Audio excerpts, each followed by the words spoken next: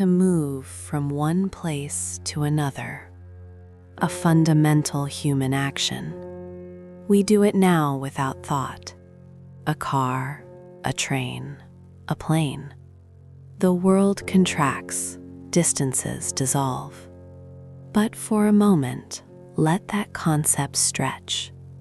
Let it expand to fill the vast, silent spaces of a map, where towns are islands and forests are seas.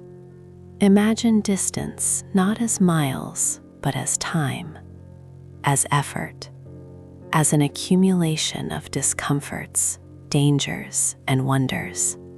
This is the reality of travel in the Middle Ages, a period spanning roughly from the 5th to the late 15th century. It was not an era of stagnation between classical Rome and the Renaissance, but a world in constant, slow, deliberate motion. Tonight, we will not race down highways. We will walk. We will amble. We will ride at a walking pace down muddy tracks, through silent woods, across mountain passes where the air grows thin. We will explore the how, the why, and the profound experience of journeying in a world where every mile was earned. Let your mind settle into this slower rhythm. Let the details wash over you, not as a thrilling adventure, but as a deep, factual tapestry of a life in motion. First, consider the question, who traveled and why? The common image is of the knight errant or the royal procession, but they were the exception. Most people, the vast majority who were peasants, lived and died within a 15-mile radius of their birthplace. Their world was the village, the fields, the local market. Travel for them was a vertical climb to the Lord's manor, a horizontal trek to the next strip of land. Long-distance travel was for specific classes and specific purposes.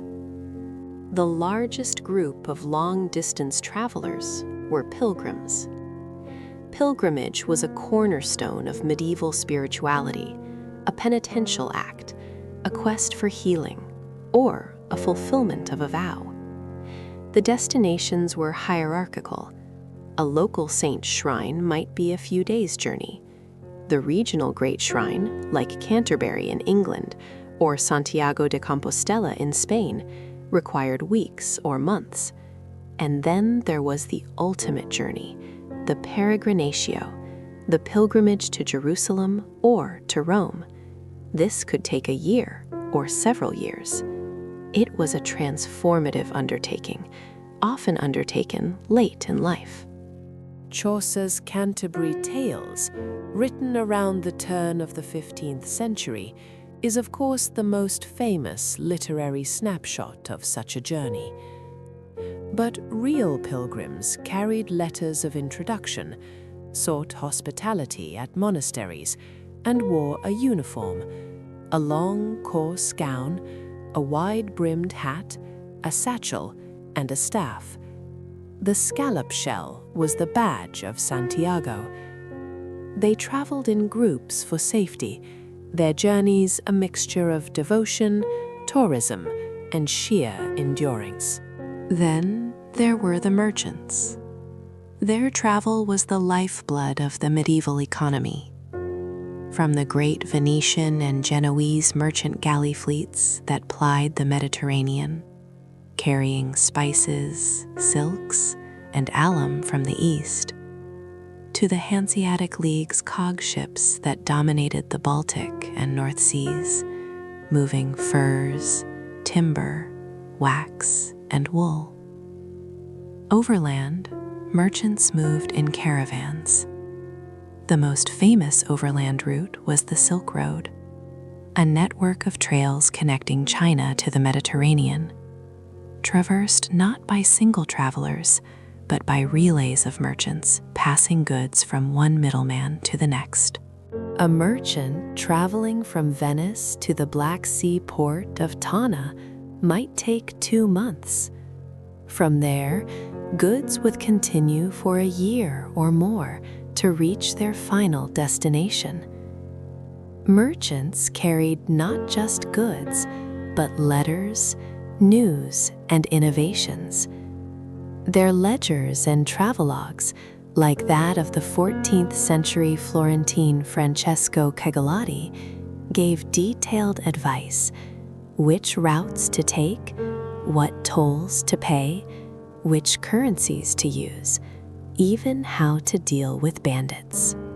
Soldiers and knights traveled to war, to tournaments, or on crusade. A noble's household was peripatetic, moving from one manor to another to consume the resources on site, as transporting large quantities of food was impractical. The king's court was a traveling city of hundreds, sometimes thousands, of people, carts, and animals, slowly progressing through the realm, administering justice and displaying power. Its arrival was both a blessing and a curse for a local area, consuming everything in its path. Diplomats, messengers, and clerks formed another stream. The papacy and royal courts maintained networks of messengers who rode in relays, changing horses at posting stations. But even urgent news moved at the speed of a galloping horse on poor roads, about 30-50 miles a day under optimal conditions. A message from London to Rome could take 3 to 4 weeks. And then there were the others, students traveling to universities like Paris, Bologna, or Oxford, journeyman craftsmen moving from town to learn their trade, outlaws, fugitives, and wanderers, friars like the Franciscans and Dominicans who took vows of poverty and traveled to preach. The roads, such as they were, saw this slow, ceaseless trickle of humanity. But before you set one foot on that road, you had to prepare. Preparation was an act of contemplation and practicality. For a pilgrim, there were spiritual preparations: confession, will-making, receiving a blessing. For everyone, there were physical and legal ones. You needed a reason to travel. In many places, especially after the Black Death in the mid-14th century, laws restricted the movement of peasants to ensure a stable labor force. A serf needed their lord's commission to leave the manor. Travelers might need to secure letters of safe conduct, especially when moving through territories of warring lords or across international borders. These were essentially passports, identifying the bearer and requesting protection. Then, finances. You carried wealth, but coin was heavy and attracted thieves. The solution was credit. A merchant might use a bill of exchange, a letter from his banker in Florence to an associate in Bruges, to pay a certain sum. Pilgrims and smaller travelers often prepaid for services through a network of contacts or religious houses. Still, you carried some coin, often sewn into your clothing or hidden in a staff. Packing was an exercise in minimalism and necessity. Clothing was practical: layers of wool, which retained heat even when wet. A cloak with a hood was essential. Sturdy leather shoes or boots. A hat. For bedding, perhaps a simple blanket or a roll of waxed canvas. A pilgrim carried a scrip, wallet, and a staff. A traveler might carry a wooden bowl, a spoon, a knife, a small pot, a flint for fire. Food for the first want of the journey: hard bread, cheese, dried meat or fish, maybe some nuts or dried peas, a water skin. A merchant's pack animal carried samples of goods, scales, weights, and writing materials. A knight would have his arms and armor, which were not worn but carried in bags or on a pack horse, to be donned only when danger threatened. The weight of everything was a constant calculation against the distance to the next place of respite. The means of travel were dictated by wealth, status, and terrain. The vast majority traveled on foot. Walking was the baseline speed of the medieval world, about 2 to 3 miles per hour on a good road, 15 to 20 miles in a long day. It was free, it was flexible, and it was the lot of pilgrims, peasants, and most journeymen. For those who could afford it, riding a horse was the equivalent of taking a first-class train, but not all horses were equal. The destrier was the massive, expensive war horse of the knight, used for battle and tournaments, not for long journeys. For travel, you used a palfrey, a smoother-gaited riding horse, or a roundsy, an all-purpose horse. Even richer were those who could afford a spare horse, a sumpter horse or mule, to carry baggage. Horse travel doubled or tripled your daily distance, allowing 30 to 40 miles a day. But it came with costs: feed, shoeing, stabling, and the constant risk of the animal going lame. For heavy goods and the infirm, carts and wagons were used. These were slow, cumbersome, and entirely dependent on the state of the roads. An ox-drawn cart, the most common for heavy freight, moved at about 2 miles per hour. On a muddy track, it could sink to its axles and become immovable. Wheels were wooden, bound with iron, and the ride was bone-jarring.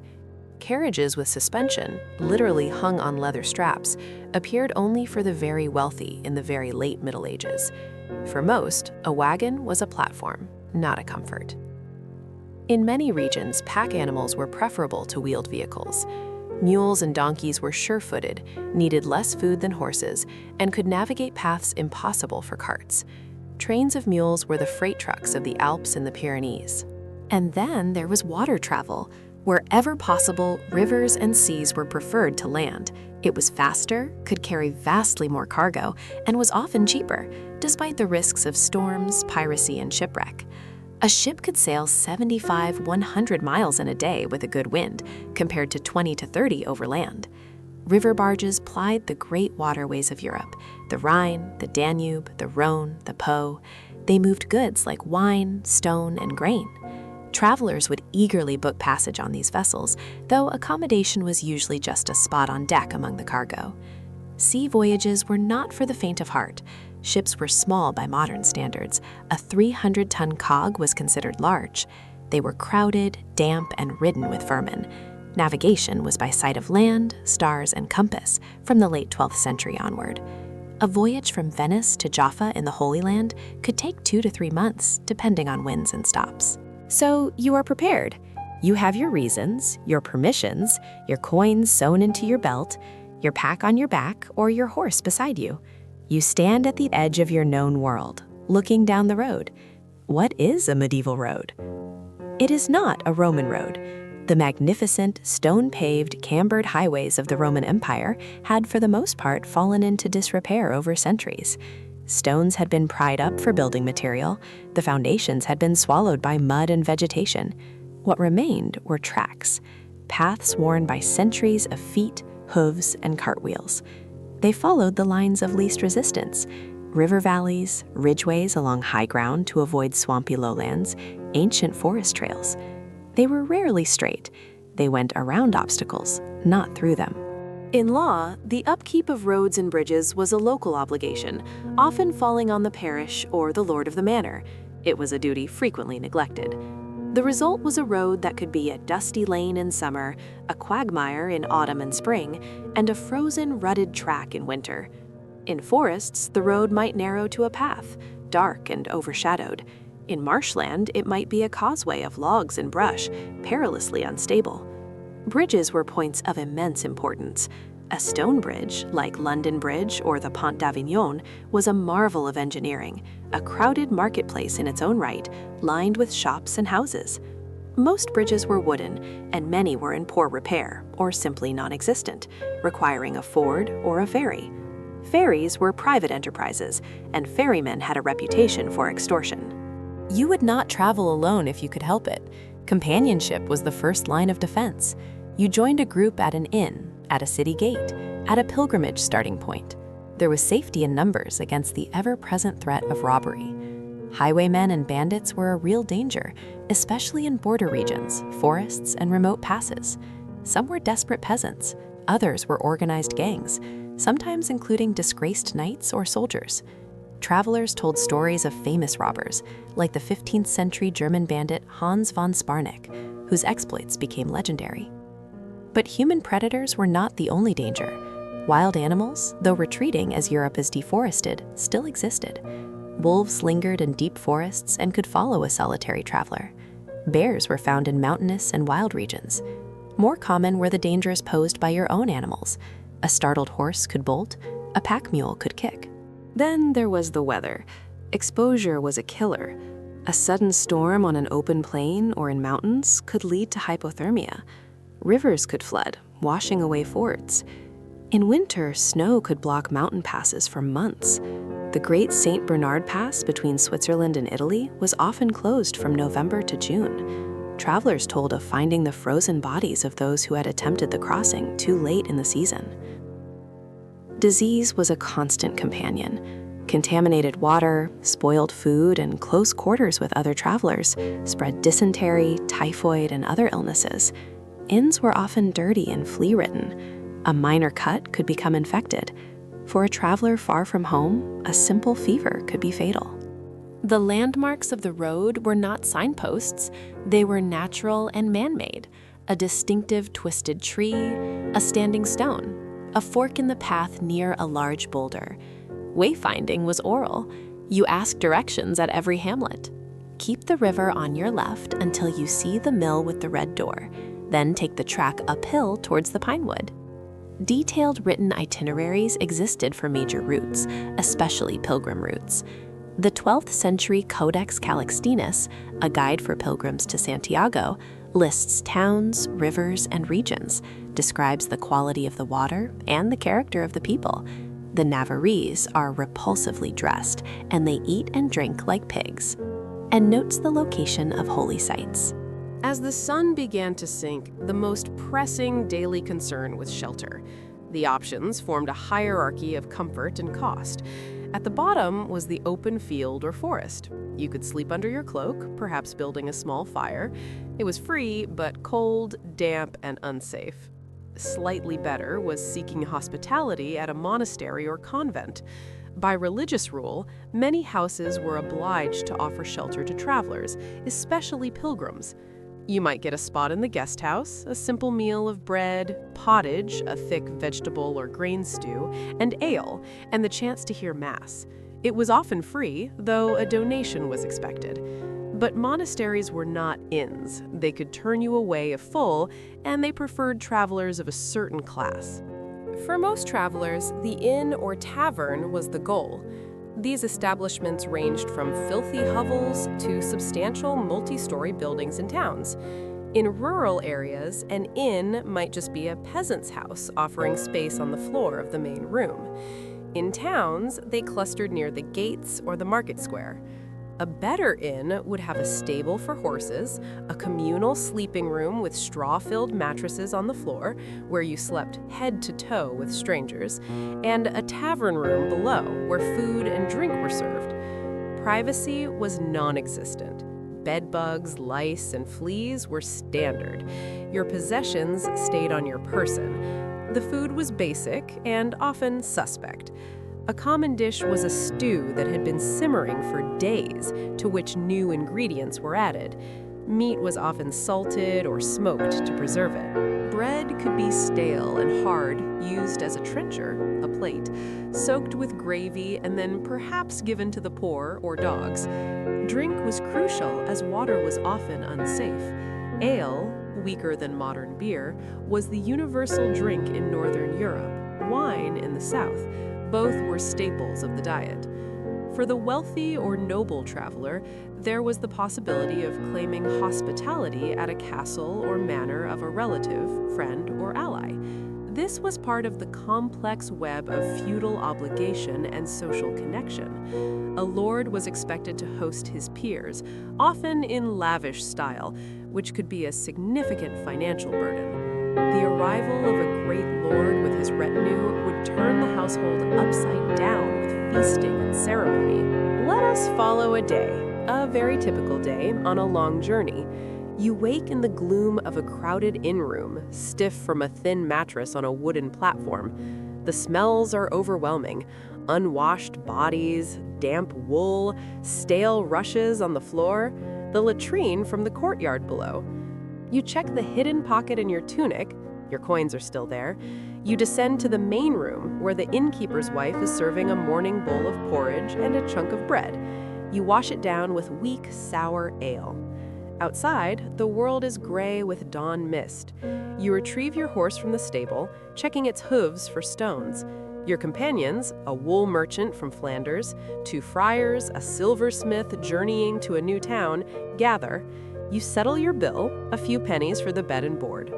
You join the stream of people leaving through the town gate. Farmers with carts heading to fields, a shepherd with his flock, other travelers. The road is a strip of churned earth, still soft from recent rain. The pace is slow. The merchant's pack horse slips in the mud, and you all help to heave it back onto the track. Conversation is sporadic, a mix of practicalities, news from home, and stories of the road. The friars talk of a sermon they will give at the next town.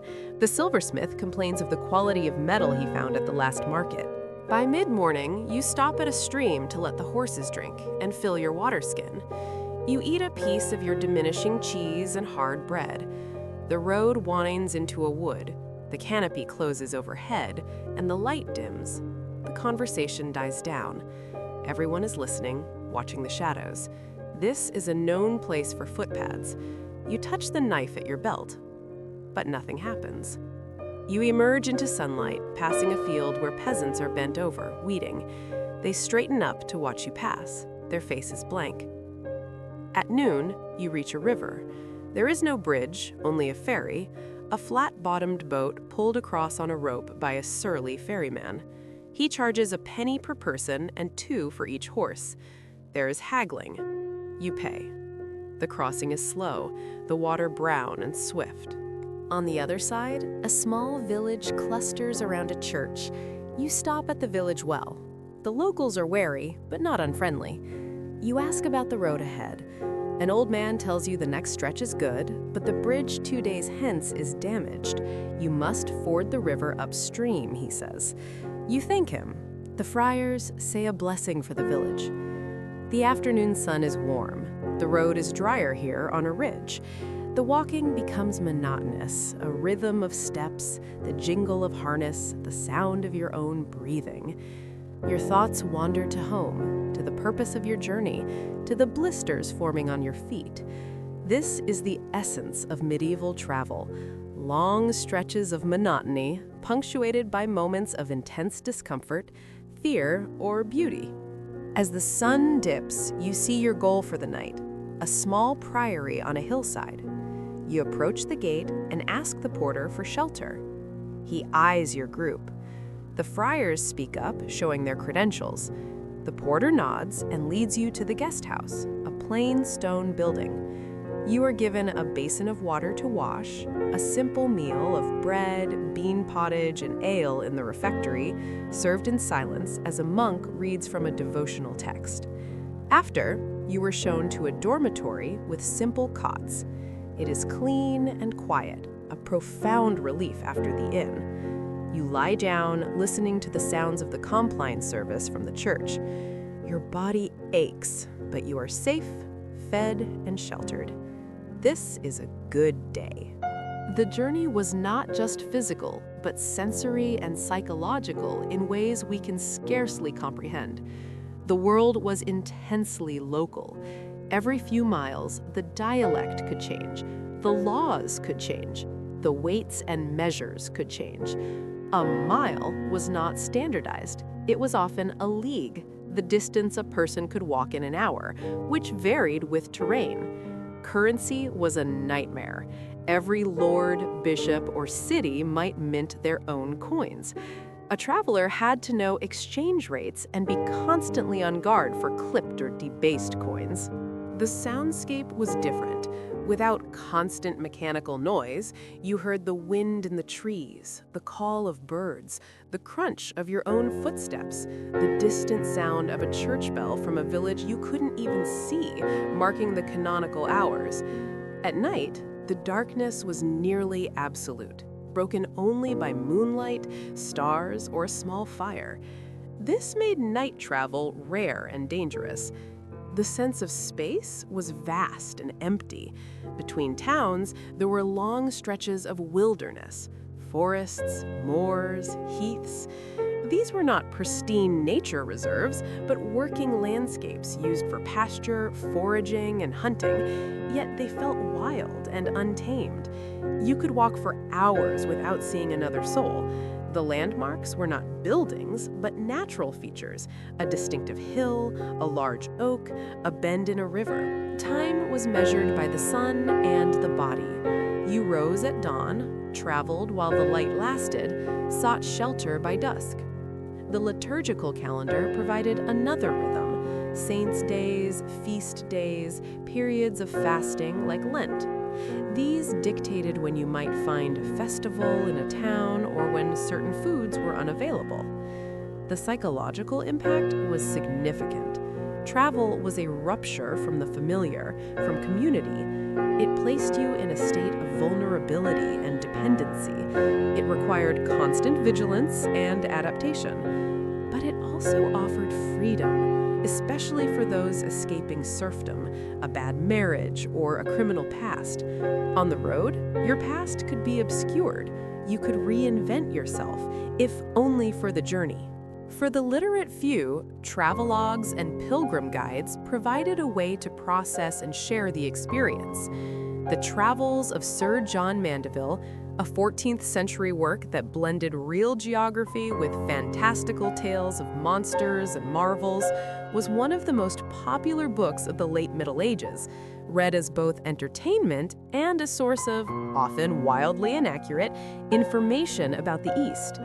Real accounts, like that of the Moroccan scholar Ibn Battuta, who traveled over 75,000 miles across Africa, Asia, and Europe in the 14th century, or the German nobleman Arnold von Harff, who made a pilgrimage to the Holy Land in the 1490s and left a detailed, illustrated account, give us invaluable windows into the mechanics and mindset of the long-distance traveler. As the Middle Ages waned, changes began to accelerate the pace of travel and shrink the world. The development of the three-masted caravel in the 15th century allowed for longer ocean voyages, culminating in Columbus's 1492 journey. The invention of the printing press in the mid-15th century meant that maps and travel information could be more widely disseminated. Stronger centralized states began to improve roads and policing, making travel slightly safer. But for the vast majority of people in the 15th century, travel remained what it had been for the previous 1,000 years, a profound undertaking, a physical and spiritual trial, a slow unwinding of landscape beneath one's feet. So the next time you feel the impatience of a traffic jam or a flight delay, pause for a moment.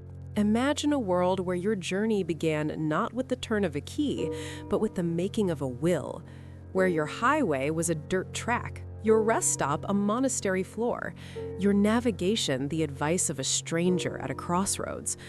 A world where distance was not an inconvenience, but a defining fact of existence. A world that moved at the speed of a walking man, the trot of a horse, the drift of a river barge. A world in slow, constant, deliberate motion. Let that thought settle in the quiet of your mind. The creak of leather, the smell of wet earth and horse, the distant glimpse of a castle on a hill hours away. The deep, weary satisfaction of a day's progress measured not in hundreds of miles, but in a handful. The road is long. The night is deep. The journey continues at its own ancient, unchangeable pace. And as you listen to the rhythm of these words, imagine yourself there, on that track, under that vast sky, moving slowly towards a horizon that never seems to get closer until the journey itself becomes the destination, and the motion becomes a kind of stillness, a slow, steady progression into rest. The fire crackles softly. The night is dark beyond the inn's window. The road waits for tomorrow, but for now, there is only this moment, this stillness, this deep and welcome rest. Let your thoughts drift like a leaf on a slow river, down and down into the silence between the words, into the comfort of not moving, into sleep.